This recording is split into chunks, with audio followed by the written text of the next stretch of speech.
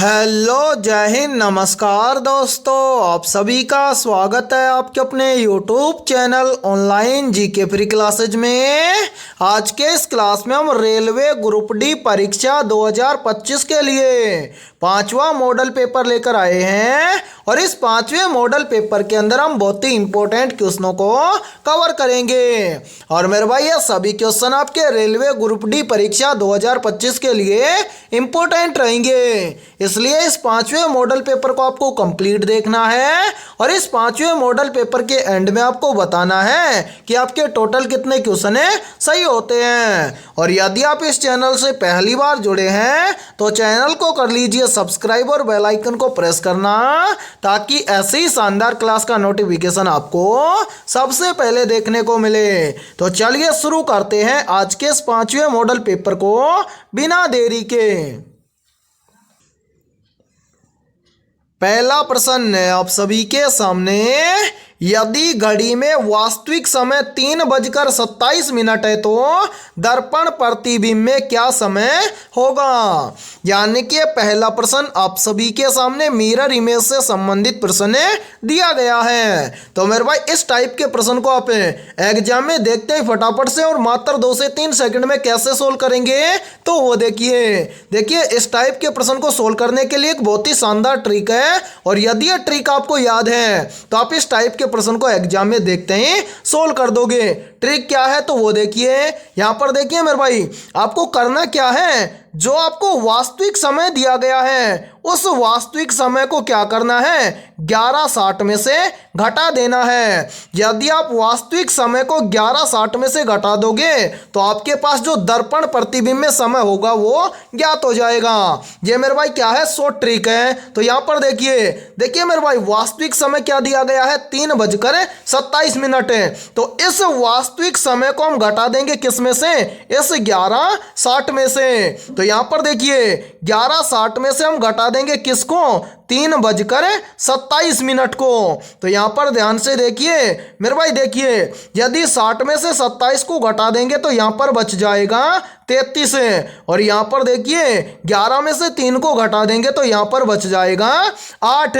यानी कि किसी घड़ी के अंदर वास्तविक समय 3:27 है तो दर्पण प्रतिबिंब में समय होगा 8:33। अब हमें देखना है कि 8:33 किसी ऑप्शन में दिया गया है, तो आंसर है 8:33 हमें दिया गया है ऑप्शन बी के अंदर है। तो पहले प्रश्न के अंदर ऑप्शन बी हो जाएगा सभी का करेक्ट आंसर है। तो उम्मीद करता हूं कि पहला प्रश्न आपको अच्छे से क्लियर हो गया होगा। और जब भी आपको एग्जाम के अंदर मिरर इमेज से संबंधित प्रश्न दिया जाएगा तो आप फटाफट से सोल्व कर लेंगे, ठीक है। तो चलिए फिर अगला प्रश्न देखते हैं।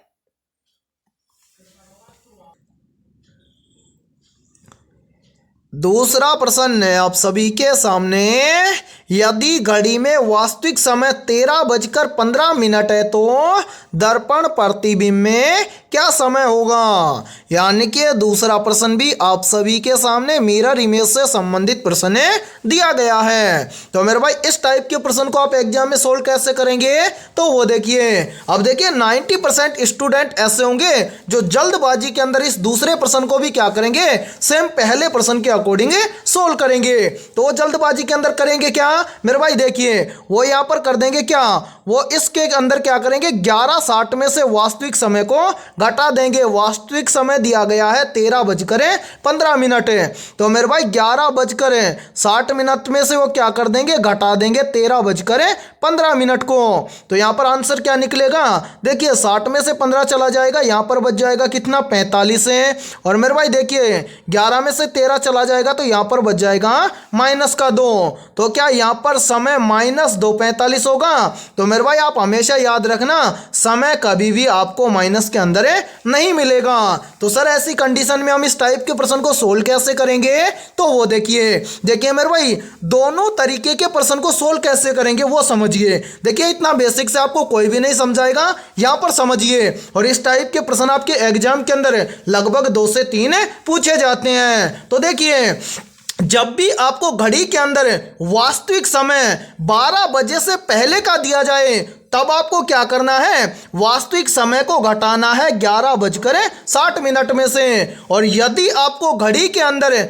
वास्तविक समय 12 बजे से अधिक दिया जाए तो उसके लिए ट्रिक है क्या, तो उस वास्तविक समय को आपको घटाना है किसके अंदर से, 23:60 में से। ठीक है मेरे भाई, इन दोनों तरीकों को आप याद रखना। तो यहां पर हमें समय दिया गया है 12 बजे से अधिक, तो हम क्या करेंगे, इस वास्तविक समय को घटा देंगे 23:60 में से। तो मेरे भाई यहां पर ध्यान से देखिए, यदि हम 23:60 में से 13:15 को घटा देंगे तो यहां पर कितना बच जाएगा, तो यहां पर ध्यान से देखिए मेरे भाई, 60 में से 15 चला जाएगा तो यहां पर बच जाएगा कितना, 45 है। और 23 में से 13 को निकाल देंगे तो यहां पर बच जाएगा 10।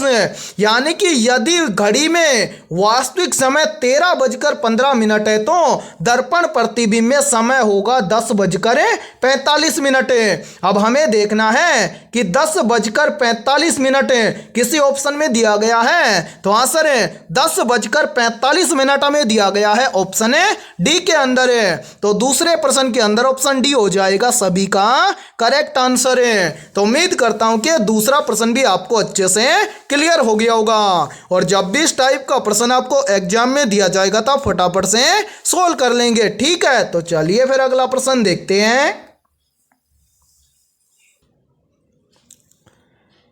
तीसरा प्रश्न है आप सभी के सामने, दिए गए प्रश्न में संबंधित संख्या ज्ञात कीजिए। यानी कि तीसरा प्रश्न आप सभी के सामने नंबर एनालॉजी से संबंधित प्रश्न दिया गया है और आपसे पूछा गया है कि 14 का संबंध है 42 के साथ में, 11 का संबंध है 33 के साथ में, तो 16 का संबंध किस संख्या के साथ में होगा। और मेरे भाई ये प्रश्न है रेलवे ग्रुप डी एग्जाम 2018 के अंदर पूछा गया प्रश्न है। तो इस टाइप के प्रश्न को आप एग्जाम में देखते ही मात्र 2 से 3 सेकंड में कैसे सोल्व करेंगे, तो वो देखिए यहां पर देखिए मेरे भाई, इस प्रश्न को किस लॉजिक के आधार पर सोल्व किया गया है। तो यहां पर ध्यान से देखिए, सबसे पहले हमें क्या करना है, इस प्रश्न चिन्ह की वैल्यू ज्ञात करने से पहले हमें यहां पर पता करना है कि 14 से यहां पर 42 कैसे बना है। उसी प्रकार से हमें यहां पर पता करना है कि 11 से यहां पर 33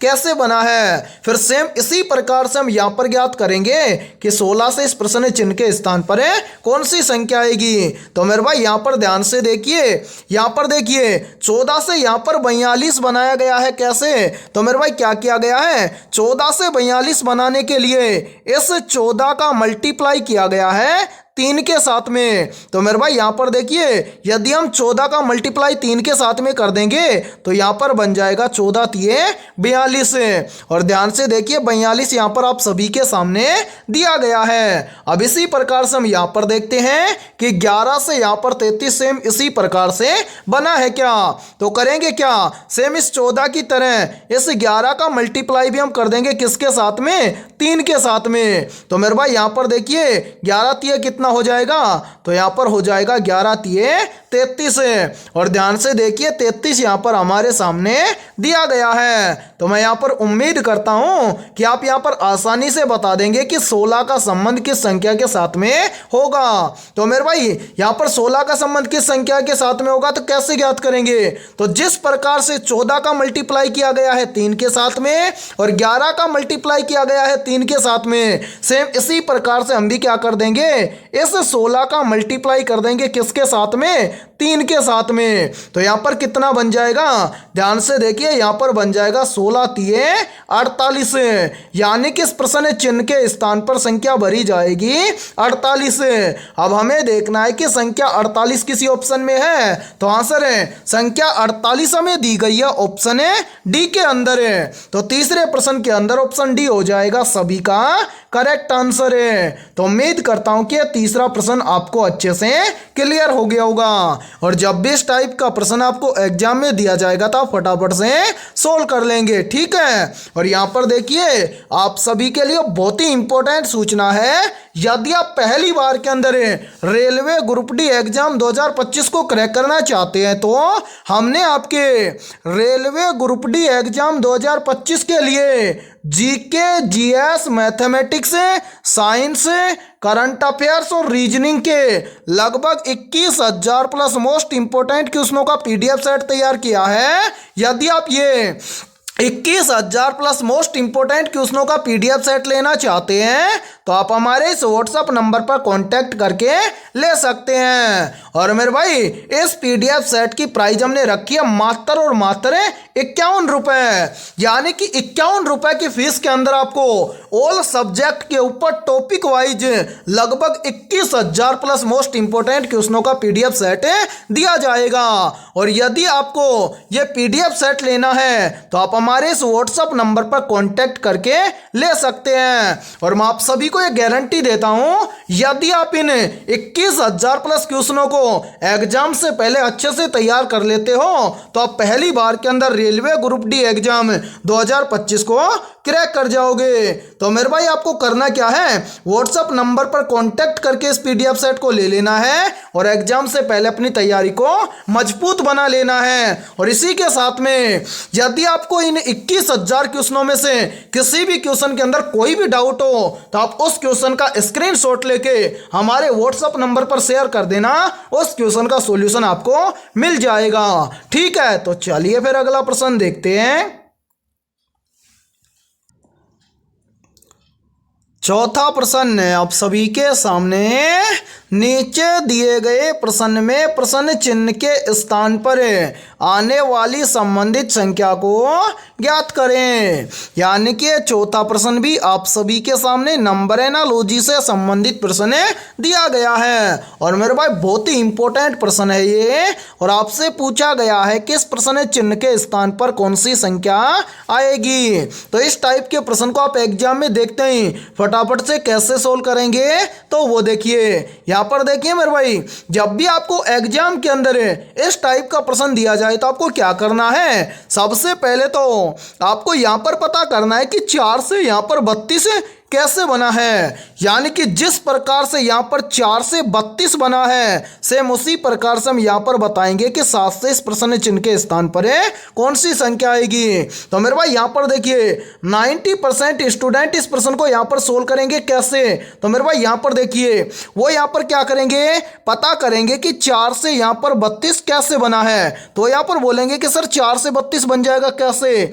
यदि हम इस 4 का क्या कर दें, 8 गुना कर दें, तो 4 का 8 गुना होता है 32, और 32 यहाँ पर हमारे सामने दिया भी गया है। अब हम भी क्या काम करेंगे, यही सेम लॉजिक लगाएंगे 7 के अंदर और इस प्रश्न चिन्ह की वैल्यू ज्ञात करेंगे। तो मेरे भाई जिस प्रकार से 4 का 8 गुना किया गया है, उसी प्रकार से 7 का भी हम क्या कर देंगे, 8 गुना कर देंगे। तो यहाँ पर हो जाएगा 8 7 56, यानी कि आपके अकॉर्डिंग यहाँ पर इस प्रश्न चिन्ह के स्थान पर संख्या आनी चाहिए कितनी, 56। तो अब देखिए कि किसी ऑप्शन के अंदर 56 दिया गया है, तो मेरे भाई ध्यान से देखिए किसी भी ऑप्शन के अंदर हमें 56 नहीं दिया गया है, यानी कि आपके इस लॉजिक के आधार पर हम इस प्रश्न को सोल्व नहीं कर सकते हैं। तो ऐसी कंडीशन में हम क्या करेंगे, तो मेरे भाई देखिए मैंने आपको काफी बार बताया है कि जब एग्जाम के अंदर प्रश्न एक लॉजिक से सोल्व ना हो तो आपको क्या करना है, दूसरा लॉजिक लगाना है। तो मेरे भाई यहां पर ध्यान से देखिए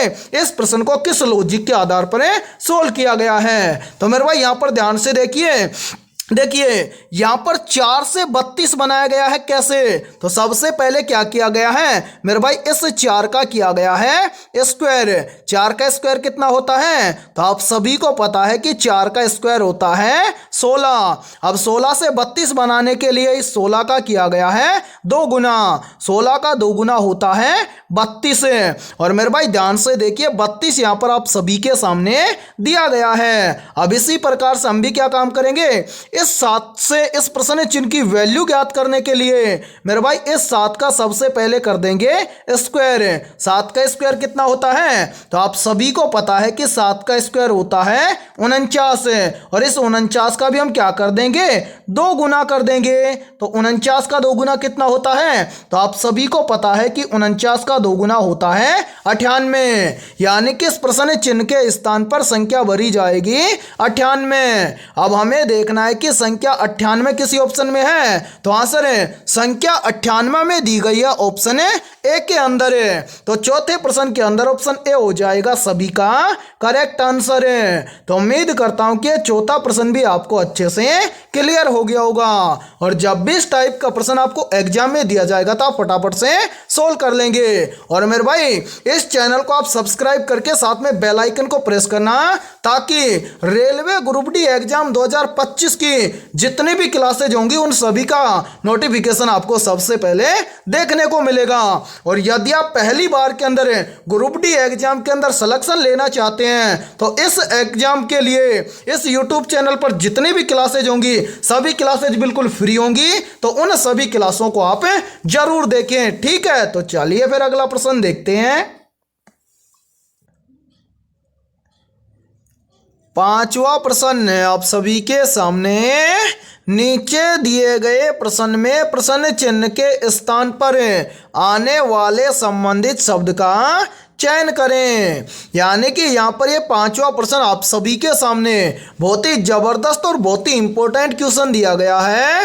तो इस टाइप के प्रश्न को आप एग्जाम में देखते ही मात्र 2 से 3 सेकंड में कैसे सोल्व करेंगे, तो वो देखिए मेरे भाई, जब भी इस टाइप का प्रश्न आपको एग्जाम में दिया जाए तो आपको क्या करना है, सबसे पहले आपको यहाँ पर पता करना है कि जूते का संबंध आदमी के साथ में कैसे है। यानी कि जिस प्रकार से जूते का संबंध आदमी के साथ में है उसी प्रकार से हम यहाँ पर बताएंगे कि घोड़े का संबंध किस शब्द के साथ में होगा। तो यहाँ पर ध्यान से देखिए जूते का संबंध है आदमी के साथ में कैसे। तो मेरे भाई जो जूते होते हैं वो आदमी पहनता है पैरों में, या जो जूते होते हैं वो आदमी के पैरों में पहने जाते हैं। उसी प्रकार से हमें यहाँ पर बताना है कि घोड़े के पैरों में क्या होते हैं। तो मेरे भाई जिस प्रकार से आदमी के पैरों में जूते होते हैं उसी प्रकार से घोड़े के पैरों में होते हैं खुरे। यानी कि इस प्रश्न चिन्ह के स्थान पर शब्द भरा जाएगा खुरे। अब हमें देखना है कि खुर शब्द किसी ऑप्शन में है, तो आंसर है खुर शब्द हमें दिया गया है ऑप्शन है बी के अंदर है। तो पांचवें प्रश्न के अंदर ऑप्शन बी हो जाएगा सभी का करेक्ट आंसर है। तो उम्मीद करता हूं कि पांचवा प्रश्न भी आपको अच्छे से क्लियर हो गया होगा। और जब भी इस टाइप का प्रश्न आपको एग्जाम में दिया जाएगा तो आप फटाफट से सोल्व कर लेंगे। ठीक है, तो चलिए फिर अगला प्रश्न देखते हैं।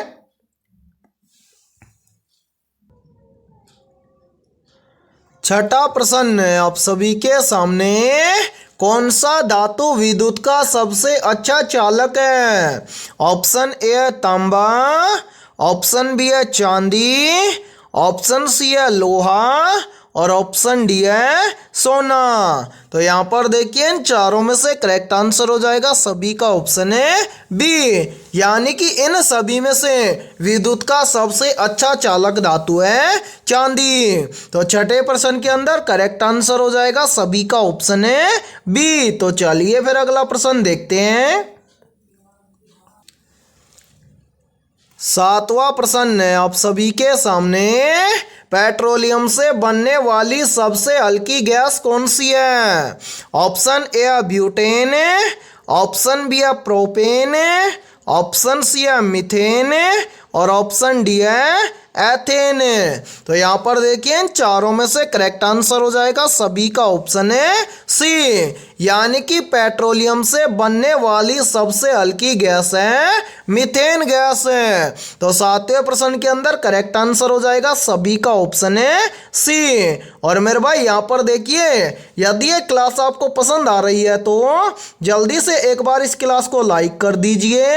और यदि आप इस चैनल से पहली बार जुड़े हैं तो चैनल को कर लीजिए सब्सक्राइब और बेल आइकन को प्रेस करना, ताकि ऐसी शानदार क्लास का नोटिफिकेशन आपको सबसे पहले देखने को मिले। तो चलिए फिर अगला प्रश्न देखते हैं।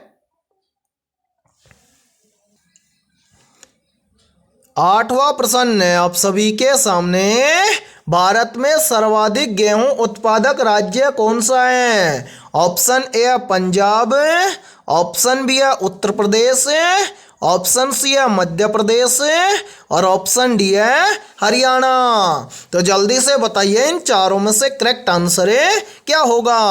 आपसे पूछा गया है कि भारत में सर्वाधिक गेहूं उत्पादक राज्य कौन सा है। तो यहाँ पर देखिए इन चारों में से करेक्ट आंसर हो जाएगा सभी का ऑप्शन है बी, यानी कि भारत में सर्वाधिक गेहूं उत्पादक राज्य है उत्तर प्रदेश राज्य है। तो 8वें प्रश्न के अंदर करेक्ट आंसर हो जाएगा सभी का ऑप्शन है बी। और मेरे भाई यहाँ पर देखिए यहीं से एक क्वेश्चन और बनता है और काफी बार एग्जाम के अंदर पूछा भी जाता है कि भारत के किस राज्य में सर्वाधिक वन पाए जाते हैं। तो मेरे भाई याद रखना भारत के मध्य प्रदेश राज्य के अंदर सर्वाधिक वन पाए जाते हैं। ठीक है, तो चलिए फिर अगला प्रश्न देखते हैं। 9वां प्रश्न है आप सभी के सामने। कौन सी फसल को अधिक जल की आवश्यकता रहती है। या फिर देखिए इसी प्रश्न को एग्जाम के अंदर ऐसे भी बोल दिया जाता है, पूछा जाता है कि निम्न में से कौन सी फसल को सबसे अधिक जल की आवश्यकता होती है। तो यहाँ पर देखिए इन चारों में से करेक्ट आंसर हो जाएगा सभी का ऑप्शन है डी, यानी कि इन सभी में से जो धान की फसल होती है इस धान की फसल को सबसे अधिक मात्रा में जल की आवश्यकता होती है। तो 9वें प्रश्न के अंदर करेक्ट आंसर हो जाएगा सभी का ऑप्शन है डी। तो चलिए फिर अगला प्रश्न देखते हैं। 10वां प्रश्न है आप सभी के सामने। निम्न में से मलेरिया रोग किसके कारण होता है। ऑप्शन ए है बैक्टीरिया के कारण है, ऑप्शन बी है वायरस के कारण है, ऑप्शन सी है फंगस के कारण है और ऑप्शन डी है प्रोटोजोआ के कारण है। तो यहाँ पर देखिए इन चारों में से करेक्ट आंसर हो जाएगा सभी का ऑप्शन है डी, यानी कि जो मलेरिया रोग होता है ये प्रोटोजोआ के कारण फैलता है। तो 10वें प्रश्न के अंदर करेक्ट आंसर हो जाएगा सभी का ऑप्शन है डी। और मेरे भाई यहाँ पर देखिए यहीं से क्वेश्चन और बनता है और काफी बार एग्जाम के अंदर पूछा जाता है कि मलेरिया रोग किस मच्छर के काटने से फैलता है। तो मेरे भाई याद रखना जो मलेरिया रोग होता है ये मादा एनाफ्लीज मच्छर के काटने से मनुष्य के शरीर में फैलता है। या फिर हम बोल सकते हैं कि जो मादा एनाफ्लीज नामक जो मच्छर होता है उसके कारण होता है मलेरिया रोग। ठीक है, तो 10वें प्रश्न के अंदर करेक्ट आंसर हो जाएगा सभी का ऑप्शन है डी। तो चलिए फिर अगला प्रश्न देखते हैं। 11वां प्रश्न है आप सभी के सामने। दलहनी फसलें किसके संवर्धन में सहायक होती हैं। तो यहाँ पर देखिए इन चारों में से करेक्ट आंसर हो जाएगा सभी का ऑप्शन है सी, यानी कि जो दलहनी फसलें होती हैं ये वायुमंडलीय नाइट्रोजन स्थिरीकरण में सहायक होती हैं। तो 11वें प्रश्न के अंदर करेक्ट आंसर हो जाएगा सभी का ऑप्शन है सी। तो चलिए फिर अगला प्रश्न देखते हैं। 12वां प्रश्न है आप सभी के सामने। पत्तियों का हरा रंग किसके कारण होता है। ऑप्शन ए है क्लोरोफिल के कारण है, ऑप्शन बी है कैरोटीन के कारण है, ऑप्शन सी है एंथोसाइनिन के कारण है और ऑप्शन डी है साइटोक्रोम के कारण है। तो यहाँ पर देखिए इन चारों में से करेक्ट आंसर हो जाएगा सभी का ऑप्शन है ए, यानी कि पत्तियों का हरा रंग होता है क्लोरोफिल के कारण है। तो 12वें प्रश्न के अंदर करेक्ट आंसर हो जाएगा सभी का ऑप्शन है ए। तो चलिए फिर अगला प्रश्न देखते हैं। 13वां प्रश्न है आप सभी के सामने। जीवाणु का अध्ययन क्या कहलाता है। या फिर देखिए इसी प्रश्न को एग्जाम के अंदर घुमाकर ऐसे भी पूछा जाता है कि जीवाणु का अध्ययन किसमें किया जाता है। तो मेरे भाई यहाँ पर देखिए इन चारों में से करेक्ट आंसर हो जाएगा सभी का ऑप्शन है सी, यानी कि जीवाणु का अध्ययन किया जाता है बैक्टीरियोलॉजी के अंदर है। या फिर हम बोल सकते हैं कि जो जीवाणु का अध्ययन किया जाता है ये किया जाता है बैक्टीरियोलॉजी के अंदर है। तो 13वें प्रश्न के अंदर करेक्ट आंसर हो जाएगा सभी का ऑप्शन है सी। तो चलिए फिर अगला प्रश्न देखते हैं। 14वां प्रश्न है आप सभी के सामने। भारत में सबसे अधिक गन्ने का उत्पादन किस राज्य में होता है? ऑप्शन ए उत्तर प्रदेश राज्य में, ऑप्शन बी है महाराष्ट्र राज्य में, ऑप्शन सी है कर्नाटक राज्य में और ऑप्शन डी है तमिलनाडु राज्य में। तो यहाँ पर देखिए इन चारों में से करेक्ट आंसर हो जाएगा सभी का ऑप्शन है ए, यानी कि भारत में सबसे अधिक गन्ने का उत्पादन होता है उत्तर प्रदेश राज्य में। तो 14वें प्रश्न के अंदर करेक्ट आंसर हो जाएगा सभी का ऑप्शन है ए। और मेरे भाई यहाँ पर देखिए आप सभी के लिए बहुत ही इंपॉर्टेंट सूचना है। यदि आप पहली बार के अंदर रेलवे ग्रुप डी एग्जाम 2025 को क्रैक करना चाहते हैं तो हमने आपके रेलवे ग्रुप डी एग्जाम 2025 के लिए ऑल सब्जेक्ट के ऊपर टॉपिक वाइज मोस्ट इंपोर्टेंट लगभग 21,000 प्लस मोस्ट इंपोर्टेंट क्वेश्चनों का पीडीएफ सेट तैयार किया है। यदि आप ये 21,000 प्लस मोस्ट इंपोर्टेंट क्वेश्चनों का पीडीएफ सेट लेना चाहते हैं तो आप हमारे इस व्हाट्सएप नंबर पर कांटेक्ट करके ले सकते हैं। व्हाट्सएप नंबर है 73, मेरे भाई यहाँ पर देखिए व्हाट्सएप नंबर है 7374826893। ये हमारा व्हाट्सएप नंबर है। इस व्हाट्सएप नंबर पर आप कांटेक्ट करके इस पीडीएफ सेट को ले सकते हैं। और मेरे भाई इस पीडीएफ सेट की प्राइस हमने रखी है मात्र और मात्र 51 रुपये, यानी कि 51 रुपये की फीस के अंदर आपको ऑल सब्जेक्ट के ऊपर topic wise most important 21,000 plus क्वेश्चनों का पीडीएफ सेट दिया जाएगा।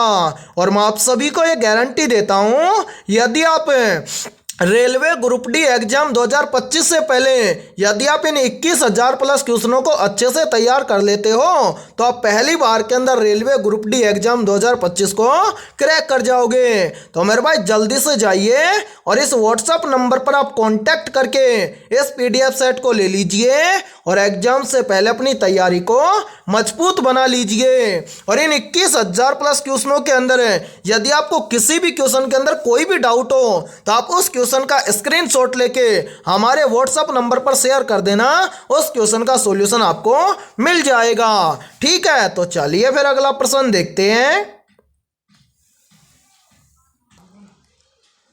15वां प्रश्न है आप सभी के सामने। सोयाबीन किस प्रकार की फसल मानी जाती है? ऑप्शन ए खाद्यान्न फसल है, ऑप्शन बी है दलहनी फसल है, ऑप्शन सी है तिलहनी फसल है और ऑप्शन डी है बी और सी दोनों। तो यहाँ पर देखिए इन चारों में से करेक्ट आंसर हो जाएगा सभी का ऑप्शन है डी, यानी कि जो सोयाबीन है ये दोनों प्रकार की फसलें मानी जाती है। अब दोनों प्रकार कौन कौन से हैं तो देखिए मेरे भाई, जो सोयाबीन है ये दलहनी फसल भी मानी जाती है और तिलहनी फसल भी मानी जाती है, इसलिए 15% के अंदर हो जाएगा करेक्ट आंसर सभी का ऑप्शन है डी। तो मेरे भाई आज की इस क्लास के अंदर इतना ही। यदि ये क्लास आपको पसंद आई है तो जल्दी से एक बार इस क्लास को लाइक कर दीजिए और यदि आप इस चैनल से पहली बार जुड़े हैं तो चैनल को कर लीजिए सब्सक्राइब और बेल आइकन को प्रेस करना, ताकि ऐसे ही शानदार क्लास का नोटिफिकेशन आपको सबसे पहले देखने को मिले। और मेरे भाई आपके जितने भी दोस्त हैं रेलवे ग्रुप डी एग्जाम 2025 की तैयारी कर रहे हैं तो उनके पास भी इस क्लास को ज़्यादा से ज़्यादा शेयर करें। और आपके पास जितने भी व्हाट्सएप के अंदर ग्रुप बने हुए हैं उन ग्रुप के अंदर भी इस क्लास को ज़्यादा से ज़्यादा शेयर करें, ताकि हमें भी थोड़ा सा सपोर्ट मिल पाए। ठीक है, तो फिर मिलते हैं ऐसे बेहतरीन क्वेश्चनों के साथ सुबह 7 बजे।